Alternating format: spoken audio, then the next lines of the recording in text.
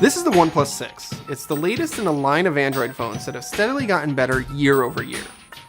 Now before we get into this, we see you guys have been commenting, we know you've been asking for it for a long time, so we're shooting this in 4K. So if you want the best video quality, maybe bump your resolution up to 4K. Cool? Okay, so if you're familiar with OnePlus, then most of what comes with the OnePlus 6 is probably a known quantity. But if you're not, here's what that quantity is. A OnePlus phone has high-end specs, a big screen, a clean Android software experience, and it comes with a price that's considerably less than other high-end Android phones with similar specs and features. Now, nothing about that changes with the OnePlus 6, but it also means, on the other side of the coin, that nothing changes about the other things that are known quantities with a OnePlus either. It still isn't going to work with Verizon or Sprint, it still doesn't have the best camera you can get, and it's still not completely water resistant. Overall, the OnePlus 6 is a lot like the last few OnePlus phones. It offers a great experience for a price that's hundreds of dollars less than a similar sized Samsung or Pixel. Here's the headline info you're looking for. For a starting price of $529, you get a 6.3-inch edge-to-edge screen, a Snapdragon 845 processor, a glass and metal design, extremely fast charging, 6 GB of RAM, and 64 GB of storage, Android 8.1 with some thoughtful, not annoying additions, and a dual camera system that's capable of all the latest portrait effects and slow motion video trends. You can also spend more to upgrade the RAM and storage, but you'll still be spending substantially less than you would on, say, a Pixel 2 XL. Now, the most noticeable change from older OnePlus phones is a switch to a design with glass on the front and the back, which makes the OnePlus 6 look like basically every other phone to come out this year.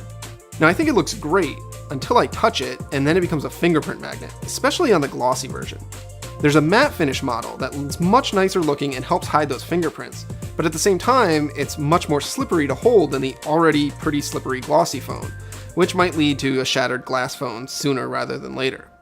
Then the other big change is the screen is even larger than the 6-inch display on OnePlus's last phone. Now that's mostly because the screen now reaches the very top of the phone's frame, except for a cutout in the middle that houses the earpiece, front camera, proximity sensor, and notification light. So yeah, it has a notch, but frankly, I don't really care, and I don't have a problem with it. The notch means that I have more vertical space to read something on my phone, whether that's email or messages or tweets, or use split screen multitasking or whatever else I want to do with the phone. And OnePlus is able to make this bigger screen fit in here without making the phone any bigger than it was last year, which means that I get more screen in the same size phone. That's a trade-off I'm willing to make any day of the week. Now there are a couple of things to be aware of with the OnePlus 6's notch. I've yet to encounter an app that didn't work as I expected because of it being there, but it does mean that the battery percentage is hidden until you swipe down to see your notifications. It also means that if you have a lot of icons for Wi-Fi, Bluetooth, Do Not Disturb, NFC, or whatever, it can get pretty crowded pretty quickly up there. But OnePlus does let you toggle a lot of these off if you don't want them to display. And if you really hate that full bleed look, you can opt to black out the background of the notch so all of your apps just fill out just below it. Honestly, I think this mode looks worse, and I've never really felt the need to obscure the notch's existence.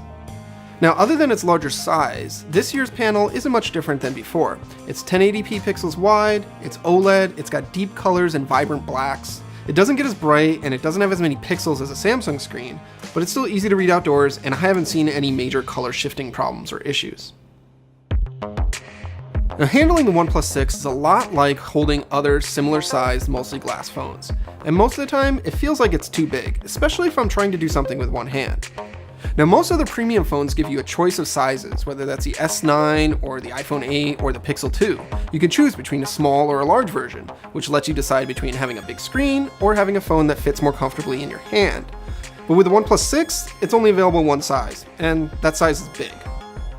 Now, performance-wise, the OnePlus 6 is really fast, which isn't a huge surprise considering it's got a top-of-the-line processor and lots of RAM. But OnePlus has done a number of things under the hood to make it feel even faster than other phones, whether that's optimizing background processes or just kind of speeding up animation so everything happens a millisecond or two faster.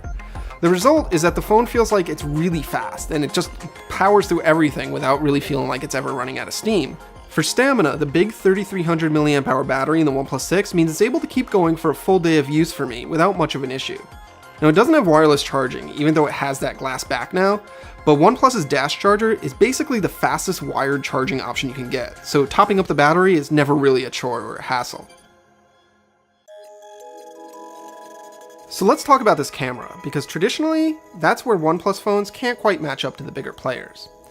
Now on paper, the OnePlus 6 has an upgraded camera. It's got bigger pixels and it has optical image stabilization.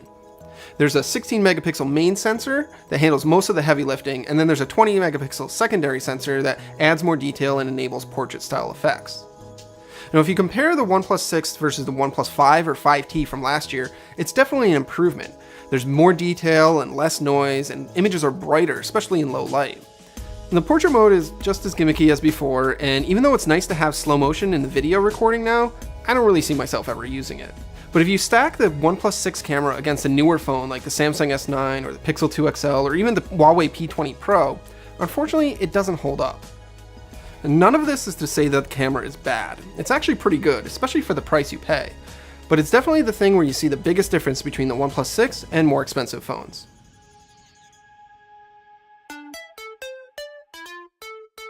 Now for software, the OnePlus 6 is running Oxygen OS, which is OnePlus's take on Android, and it's running 8.1 Oreo in this case. Mostly, it looks really similar to what you find on a Google Pixel phone. It's clean and it's easy to use without a bunch of gimmicky things getting in the way. But there's a couple of neat things that I want to point out. First is a gesture control system that you can use in place of the standard Android on-screen buttons. I really like this idea because it lets my content make full use of the display and stretch all the way to the bottom. But unfortunately, the gestures are not as smooth or as fluid as on an iPhone 10, and they could use a good amount of work. I really hope OnePlus keeps working on this. The second is a reading mode, which shifts the display to a monochrome appearance, and it mimics an e-reader or Kindle. It makes reading long articles or ebooks much nicer, and you can even have it turn on and off automatically, depending on what app you're using. There are some other hardware features worth mentioning too. The OnePlus 6 has something that you won't find on any other Android phone. It has a physical switch to move between ring, vibrate, and fully silent modes. It's something I wish more phone makers would adopt. And there's two easy ways to unlock the OnePlus 6. You can use your finger or your face. The face unlock is not as secure, but it's super convenient and fast.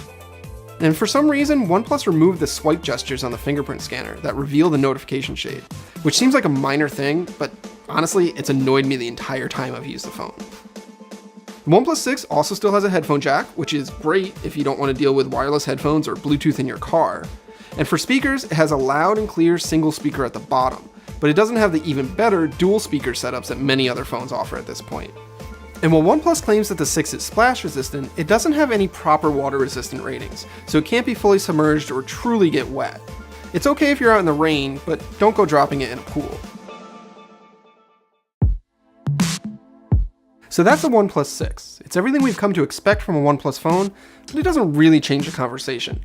Now it's still a great value, and it still has most all the features you'd want on a high-end 2018 Android phone. And it doesn't have any annoying things like AI everywhere, or dedicated buttons for a virtual assistant you don't want to use, or weird squeezing interfaces that just are kind of gimmicky and get in the way.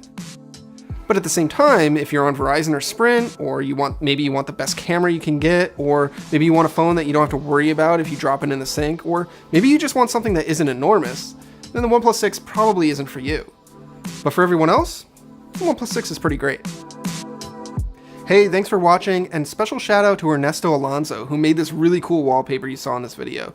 You can download it at the link below, and be sure to check out our new Verge Art Instagram page. It's got all of our cool custom wallpapers there.